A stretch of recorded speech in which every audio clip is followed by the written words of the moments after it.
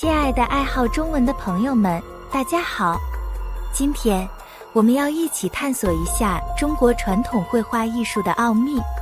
画画是一门美妙的艺术，而中国传统绘画更是有着丰富的历史和独特的风格。首先，让我们了解一下中国传统绘画的起源。在几千年的历史长河中，中国人民创造了许多美丽的艺术形式，其中绘画就是其中之一。中国传统绘画最早可以追溯到古代的甲骨文和彩陶绘画，随着时间的推移，它逐渐演变成了具有独特审美特色的艺术形式。中国传统绘画的一大特点是注重意境的表达，画家们在画布上不仅仅描绘事物的外貌，更注重通过画面传递一种情感或意境。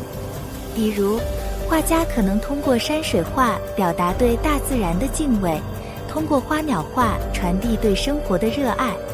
这种注重意境的特点，使得中国传统绘画更富有深意，更能引起观者的共鸣。在中国传统绘画中，有一种非常重要的画法，叫做水墨画。水墨画主要以水墨为主要材料，通过淡墨深浓的变化，展现出了丰富的艺术效果。画家在画布上运用水墨的浓淡变化，勾勒出山川河流、花鸟虫鱼等各种形态，形成了独特的艺术风格。水墨画的魅力在于它的简练与深沉，它不仅表现了画家对于自然的感悟，更让人们沉浸在那宁静而悠远的画境之中。此外，在中国传统绘画中，还有一种叫做工笔画的技法。工笔画注重细节描绘，画家通过精细的线条和色彩，描绘出了栩栩如生的画面。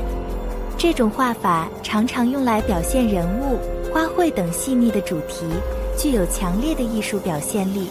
最后，我想告诉大家，学习绘画不仅可以培养我们的审美情感，更可以让我们更好地理解和欣赏这个丰富多彩的世界。希望大家在未来的学习中，能够通过绘画这一媒介，发现更多美好的事物，感受艺术的魅力。希望小朋友们能够喜欢中国传统绘画，也期待你们在将来的学习中能够展现出自己独特的艺术天赋。